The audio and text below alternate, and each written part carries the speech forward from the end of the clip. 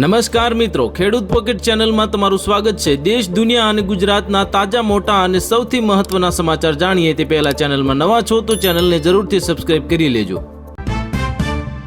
T20 world cup semifinal પહેલા વાનખેડેમાં ભારતીય coach pitch curator પર ભડક્યા, વાતચીતની ગંભીર તસવીરો સામે આવી। ઈરાન યુદ્ધમાં મોતને ભેટેલા 4 અમેરિકન સૈનિકોની તસવીર જાહેર, ટ્રમ્પે કહ્યું કે દુઃખની વાત હજુ મરશે, આવું જ થતું હોય છે। રાજકોટ મેટોડા જીઆઈડીસી પાસે ગોજારો અકસ્માત સર્જાતા ટ્રકે રિક્ષાને મારી ટક્કર, 2 સગા ભાઈ સહિત 4 લોકોના થયા કરુણ મોત। ખાડીના દેશો યુદ્ધની ઝપેટમાં, ભારત પર સંભવિત તેલ સંકટ આવશે તો સૌથી જૂના મિત્ર દેશ મદદ માટે તૈયાર।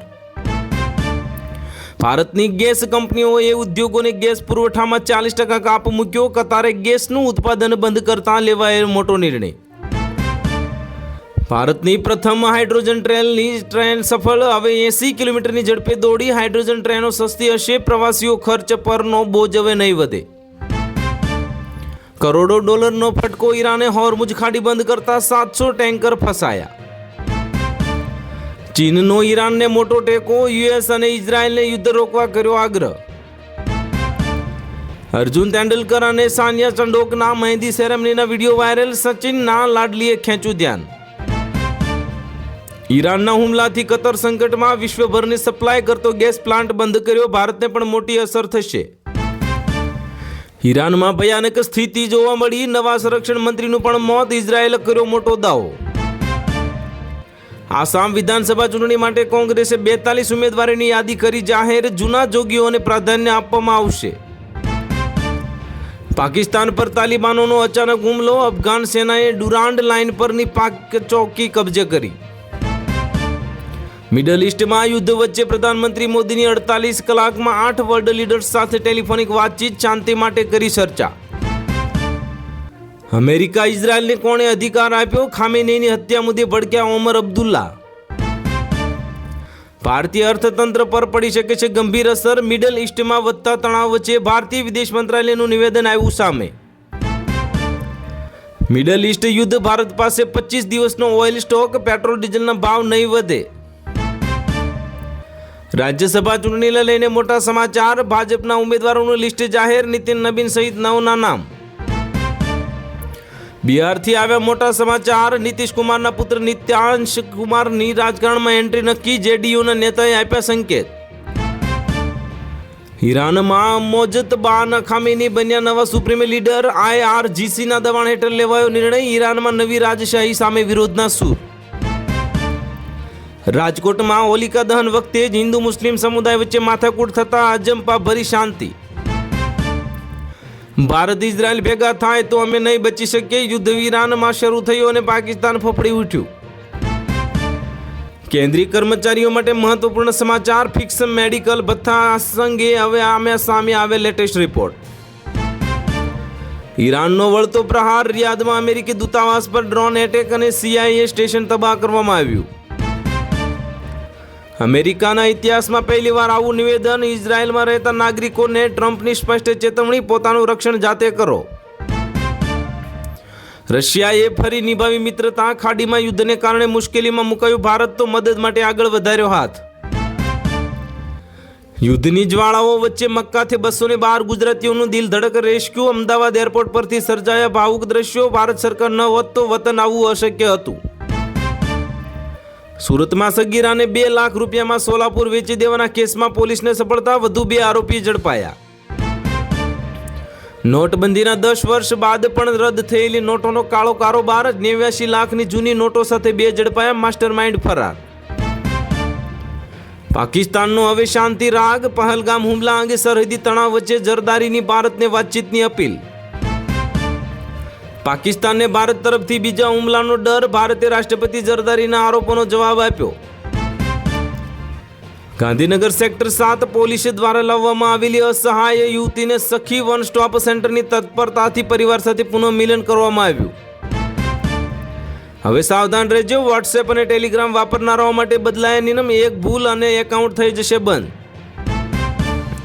રાજકોટ નજીક ધૂળેટીની આગલી રાતે 3 પરિવારના માતમ, ટ્રકે રિક્ષાને કચડી નાખતા 2 સગા ભાઈ સહિત 4 લોકોના થયા કરુણ મોત। ગુજરાતથી માંડીને છેક લદ્દાખ સુધી મ્યુલ બેંક એકાઉન્ટ મેળવી 39.41 કરોડની સાયબર ઠગાઈમાં સંડોવાયેલા 2 આરોપી ઝડપાયા. ઇલેક્ટ્રિક વાહનોમાં વેચાણમાં ભારતે રચ્યો ઇતિહાસ. દેશમાં કુલ ઇલેક્ટ્રિક વાહન વેચાણમાં આંકડો 60 લાખને પાર પહોંચ્યો. એન્ટી નાર્કોટિક્સ ટાસ્ક ફોર્સે ઓપરેશન પાર પાડ્યું. 12.56 લાખની અલ્પાઝોલમ ટેબ્લેટના સત્તા સાથે 3ની ધરપકડ કરવામાં આવી. ભારત વેસ્ટ ઇન્ડિઝ મેચે તોડ્યા તમામ રેકોર્ડ. વ્યુઅરશિપમાં ભારતના ઐતિહાસિક વિજયને પાછળ છોડ્યો. બદ્રી કેદારનાથ ધામમાં વિશેષ પૂજા માટે ફી વધારી તૈયારીઓ. બીકેટીસી સમિતિએ હવે બેઠકમાં રાખશે પ્રસ્તાવ.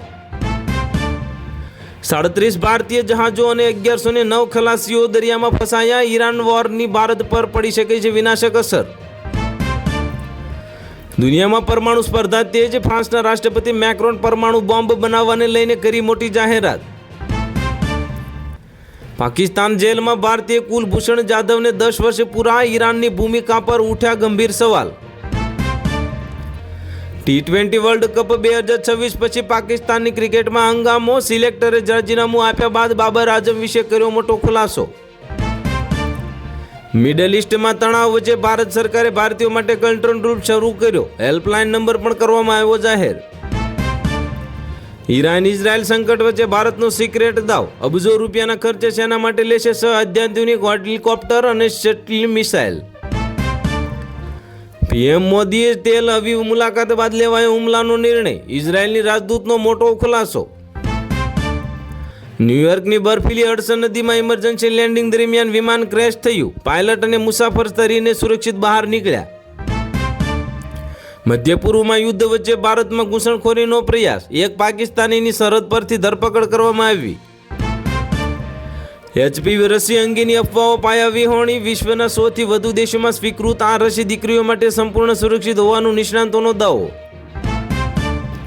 પાટણની સરસ્વતી પોલીસ સ્ટેશન વિસ્તારમાં દારૂના વેચાણને લઈને એમએલએ રોષે ભરાયા. કહ્યું કે એસપીને રજૂઆત કરી તો પણ દારૂ વેચાય છે.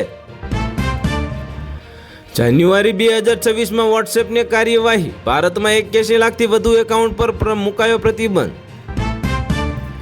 રામદાસ આઠવલે અને વિનોદ તાવડે જશે રાજ્યસભા. બીજેપીએ મહારાષ્ટ્રની યાદી કરી જાહેર. અમદાવાદમાં કાર ભરીને ઝડપાઈ 90 લાખની જૂની નોટો. આખો ખેલ જાણીને પોલીસ ચક્રાવે ચડી ગઈ. સૌથી મોટી લાઇબ્રેરી બાદ ગાંધીનગરને વધુ એક મોટી ભેટ. ગુજરાતની રાજધાનીમાં બનશે નવું ક્રિકેટ સ્ટેડિયમ. વાપસીની આશા છોડી દીધી હતી. 200 ઉમરા યાત્રાળુઓ જેહાદથી પરત ફર્યા. એરપોર્ટ પર ભાવનાત્મક દ્રશ્ય સર્જાયું. પ્રધાનમંત્રી મોદીની ઇઝરાયલ મુલાકાત અને ઈરાન પર હુમલો. ઇઝરાયેલી રાજદૂતે કરી ચોંકાવનારી સ્પષ્ટતા. Ambaji Abu road railway project 2.27 kilometre લાંબી ટનલનું કામ પૂરજોશમાં. હવે ટ્રેન માર્ગે માઉન્ટ આબુ જવું થશે વધુ સરળ અને ઝડપી. કેન્દ્રીય મંત્રી નીમુબેન બાંભણિયાને ભાવનગરના હર્ષોલ્લાસ સાથે મનાવ્યો ધૂળેટીનો પર્વ. બિહારથી નીતિન નવીન, હરિયાણાથી સંજય ભાટિયા. રાજ્યસભાની ચૂંટણી માટે ભારતીય જનતા પાર્ટીએ ઉમેદવારોની જાહેરાત કરી. છોટાઉદેપુરમાં હોળીની પર્વની પારંપરિક ઉજવણી. આદિવાસીઓ ઘેરૈયા બનીને ઢોલ નગારાના તાલે ઝૂમ્યા. ડોનાલ્ડ ટ્રમ્પે કર્યો ધમાકો. કહ્યું ઈરાનના ટોચના નેતાઓ સમાપ્ત થઈ ગયા છે. હવે શરૂ થશે હુમલાઓની 3જી લહેર. તો હાલ માટે એટલું જ. મળીશું નવી અપડેટ સાથે. જો વિડીયો પસંદ આવતો હોય તો વિડીયોને કરી દેજો લાઇક અને ચેનલમાં નવા હોય તો ચેનલને કરી દેજો સબસ્ક્રાઇબ.